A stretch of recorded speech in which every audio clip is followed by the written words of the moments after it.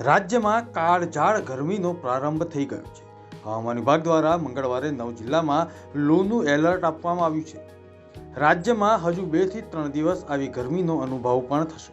આ દરમિયાન હવામાન નિષ્ણાત અંબાલાલ પટેલે રાજ્યમાં આગામી 15મી માર્ચથી લોકોને ગરમીમાંથી આંશિક રાહત મળવાની આગાહી કરી છે।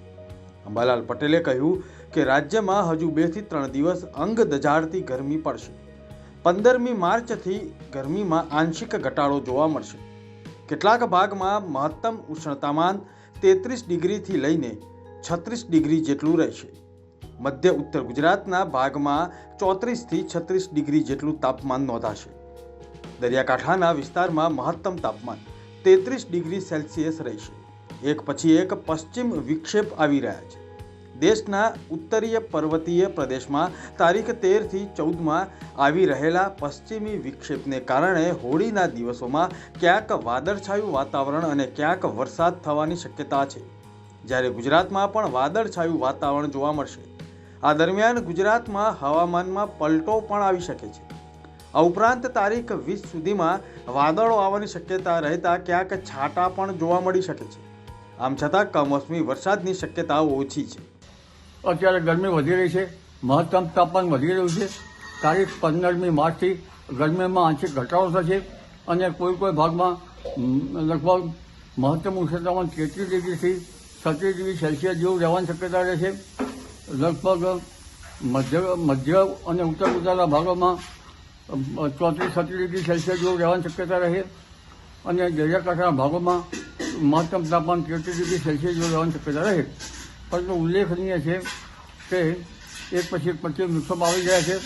દેશના ઉત્તર પર્વતીય પ્રદેશમાં તારીખ 13-14માં આવતા પશ્ચિમ વિક્ષેપના કારણે હોળીના દિવસોમાં જ પણ ત્યાં વાદળવાયુ ત્યાં વરસાદ થવાની શક્યતા રહેશે, જ્યારે ગુજરાતમાં પણ વાદળો આવવાની શક્યતા રહેશે। ગુજરાતમાં તારીખ 13-14માં હવામાન પલટો થઈ શકે છે, કોઈ ઠેકાણે વાદળો રહી શકે છે અને તારીખ 20 સુધીમાં વાદળો આવવાની શક્યતા રહેતા ક્યાંક છાંટા થઈ શકવાની શક્યતા રહેશે। કમોસમી વરસાદની શક્યતા લગભગ ઓછી છે।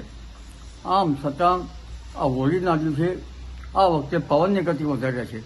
કચ્છના ભાગોમાં તો પવનની ગતિ મહત્તમ 40 ડિગ્રી સેલ્સિયસ કે 43 ડિગ્રી સેલ્સિયસ વિન્ડ ગસ્ટ રહે, ધૂળકતું છે।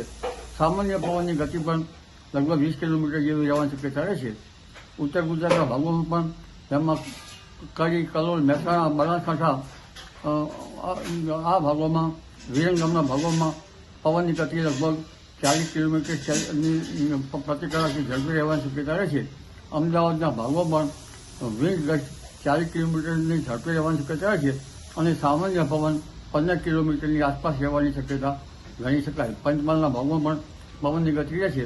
એટલે આ વખતે હોળી પ્રગટાવવા કારણે પણ પવનની ગતિ વધુ રહેવાની શક્યતા રહેશે અને મહત્તમ ઉષ્ણતામાનમાં ઘટાડો થવાની શક્યતા રહેશે। ભારતના ઘણા ભાગોમાં લગભગ તારીખ 20મી માર્ચથી દેશના ઉત્તર પૂર્વીય ભાગોમાં, ઝારખંડના ભાગોમાં, મધ્યપ્રદેશના પૂર્વીય ભાગોમાં હવામાનમાં પલટો આવશે। એટલે હવે એક પછી આવતા હવામાનના પલટા આ વખતે અલગ પ્રકારના છે। ક્યાંક પૂર્વમાં તો ક્યાંક પશ્ચિમમાં તો ક્યાંક દક્ષિણમાં અને વિવિધ ભાગમાં હવામાનમાં પલટા આવશે।